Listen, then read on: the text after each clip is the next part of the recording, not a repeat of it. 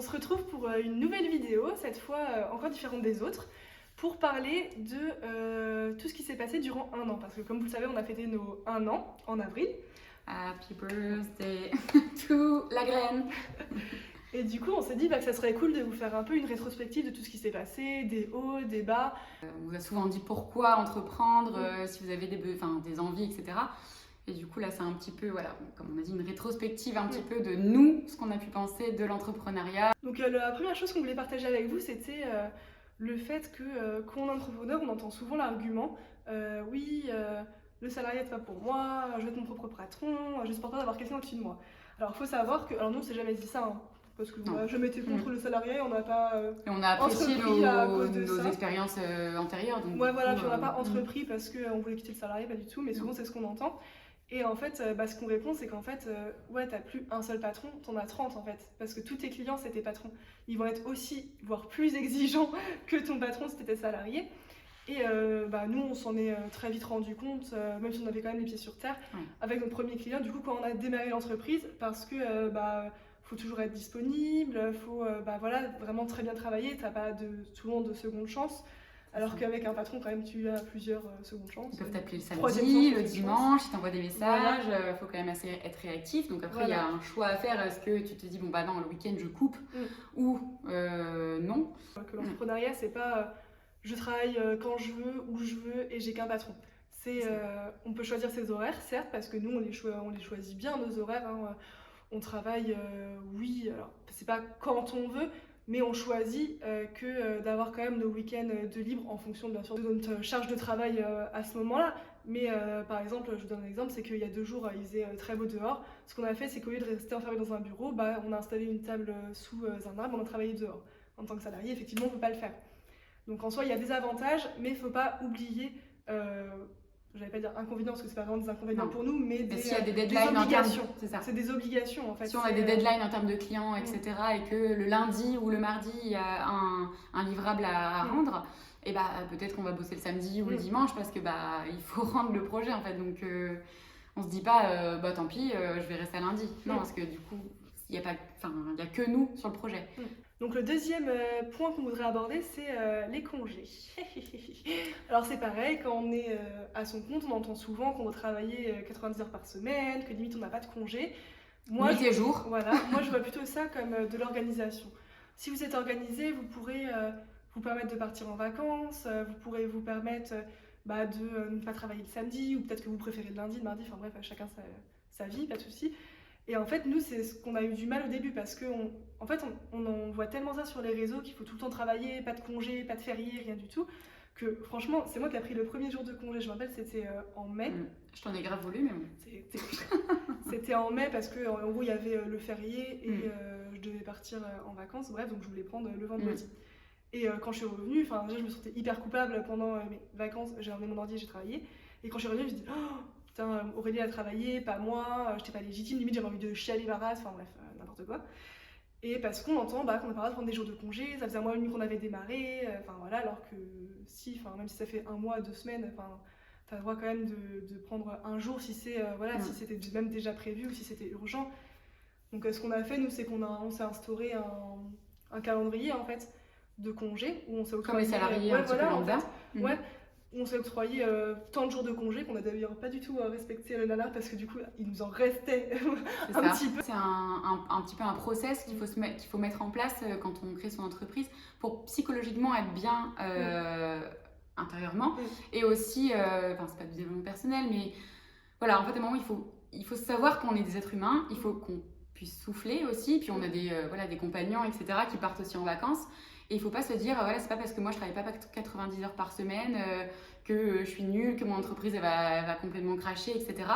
C'est pour ça qu'on s'est dit, on se met 5 semaines de vacances, si on n'a pas besoin, c'est pas grave, mais au moins on a le droit de profiter de repos.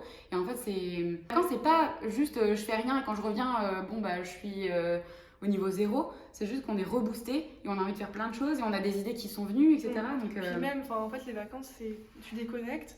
Mais en même temps, tu vois plein de choses et vu que tu n'as plus le cerveau au boulot, tu te dis ah, cette idée et tout, c'est trop cool. Et en fait, on a venu avec des milliers d'idées, donc c'est ce qui était très bien. Donc si même au bout de 4-5 mois, vous voulez prendre une semaine de vacances, là pour l'été, imaginons comme nous, vous avez commencé en avril, vous voulez prendre une semaine cet été, bah, prenez-la parce que franchement, c'est vraiment bénéfique, quoi. C'est ça. Et comme tu dis, c'est de l'organisation. Enfin, finalement, si avant de partir en vacances, vous avez établi votre planning, vous savez que ça, c'est fait, vous avez prévenu les clients et au moins les projets sont quand même faits, donc vous pouvez permettre de partir en vacances, et ben il n'y a pas de souci. Ensuite, du coup, la troisième chose qu'on voudrait partager, c'est, on est très fiers quand même de ça, c'est qu'on a pu prendre un stagiaire au bout de 7-8 mois.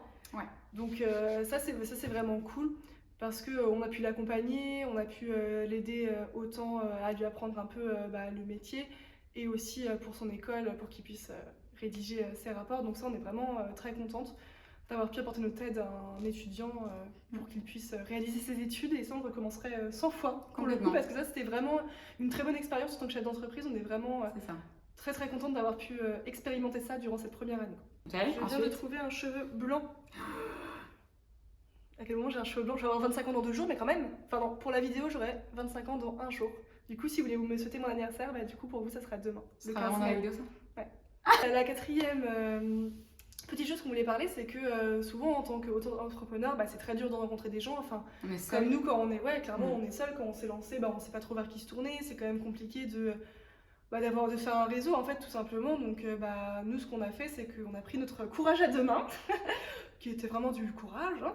Et on s'est inscrit à un réseau. Différents réseaux, en fait. On s'est même pas inscrit, c'est qu'en fait, un de nos clients nous a dit je suis dans un réseau, est-ce que ça vous dirait de dire un réseau d'affaires, du coup. Et on s'est dit ouais, ça a l'air sympa. C'est sous forme de repas, en fait, c'est même pas un réseau payant parce qu'il existe des réseaux. Oui, c'est ça, où on paye à l'année, en fait, c'est un abonnement. On adhère du coup à un réseau. Ouais. Mais nous, on n'avait pas les moyens de le faire, faut être honnête. Voilà. Et puis certains réseaux nous convenaient pas forcément, donc du coup, on a trouvé un petit peu d'autres alternatives. Et on a trouvé un réseau qui mélange un peu le business et l'humain. C'est un réseau auquel on participe une fois par mois. Enfin, c'est toutes les 3 semaines, je pense en vrai, mais on va dire une fois par mois. Et également un autre réseau aussi, peut-être bientôt au mois de septembre, où on va participer, où ça met un petit peu le business, la femme, etc. Voilà. Ça s'appelle la Femme de Bretagne. Si vous connaissez, vous êtes de Bretagne, c'est assez connu, donc, et on va adhérer. Ouais. Parce qu'en fait, entre du coup, notre premier réseau qui est 0 sans réseau, et en gros, eux, c'est pas payant. Enfin, en fait, c'est un repas une fois par mois où en fait, chaque plat, on va tourner et on va rencontrer des gens. Faire des petits speed meetings. Donc là, on est plus dans une musique quand même business, même si on parle un peu plus de soi, ça reste business. Alors qu'en fait, Femme de Bretagne, le deuxième réseau où là, par contre, c'est payant à l'année, mais c'est vraiment, vraiment minime, rien, vraiment minime. Si vous commencez et tout, vraiment, ça va pas vous impacter. Et en fait, c'est business, tu rencontres forcément des gens, etc. Mais c'est vraiment de l'entraide, du conseil et un soutien en fait, finalement, en termes de... On n'est pas seul. Se comparer en fait, finalement, parce que déjà toutes les entreprises sont différentes, toutes les organisations sont différentes, etc. Donc se comparer à quelqu'un, c'est complètement con, on va dire, parce qu'on n'a pas le même secteur d'activité, etc. On n'a pas les mêmes charges de travail, les mêmes clients. Nous on est 2, certains sont seuls.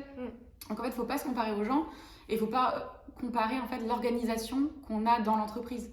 Donc c'est aussi pour ça qu'on a on a apprécié être dans ce réseau, parce que du coup on a pu quand même, sans se comparer, mais échanger en fonction de la charge de travail, etc. Et sans se comparer, on va dire les expériences, les organisations, etc. Mais et les ressentis. Mais sans se dire toi tu fais mieux que moi je fais mieux que toi, etc. Non, chaque organisation est différente. Mais voilà, on se dit, toi tu fais comme ça, c'est chouette, moi je fais comme ça, écoute, peut-être que je ferai comme toi demain, après-demain, etc. Et voilà, Parce que, encore une fois, nous on est 2, hein, donc c'est très facile de... Par exemple, quand je reprends le truc des congés, parce que c'est vraiment un truc qui nous avait marqué au début, c'est que dès le début, on était 2, on disait pas...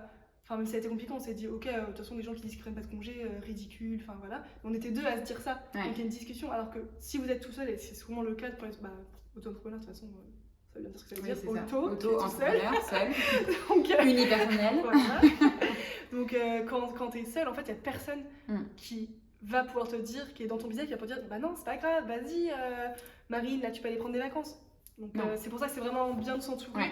Et même si, alors c'est pareil, hein, être dans un réseau, ça peut faire un peu peur au début, le fait de rencontrer des gens. Même nous, même si on est dans la com, on n'est pas du tout commercial, donc le fait d'aller dans un réseau, de dire ok, je vais aller à telle personne, d'essayer de se vendre. Voilà, c'est ça, c'est un peu compliqué, mais franchement, osez, parce qu'en fait, les gens sont habitués, c'est-à-dire que même si vous arrivez tout seul, allez, je reprends le conseil qu'on nous a dit de Alexandre, qui fait partie de notre réseau aussi. Vous ne savez pas comment faire pour intégrer un groupe. Déjà, intégrez pas des groupes de 2, intégrez plutôt des groupes qui sont déjà en train de parler avec 5-6. vous arrivez, vous dites Mm. bonjour, est-ce que je peux venir et tout, personne ne va vous répondre non. Et en fait, vous observez, vous souriez, vous écoutez, mais vous intervenez pas tout de suite. C'est ça. Et comme ça, au fur et à Mm. mesure de la conversation, on va vous intégrer automatiquement, mais moi, vous n'êtes pas la personne qui arrive en mode je coupe la discussion. Et nous, on l'a fait, et franchement, ça a très bien Personne marché. Ouais, voilà, la personne gênante qui va faire que de couper et qui arrive. Mm. Et franchement, c'est un très bon conseil, donc Complètement. ravi d'utiliser dans cette vidéo. Complètement, c'est vrai. Il y a forcément un réseau qui va vous plaire, il y a tellement de réseaux qui sont disponibles et accessibles. Donc n'hésitez vraiment pas à vous renseigner et votre envie c'est vraiment d'être motivé, même si vous avez déjà plein de clients, vous avez juste envie d'avoir un petit peu un boost. Il y a certains réseaux qui sont là pour ça, si vous avez envie de trouver des partenaires, des clients, etc. Il y en a d'autres qui sont là pour ça. Donc faites vos recherches. Google est votre ami.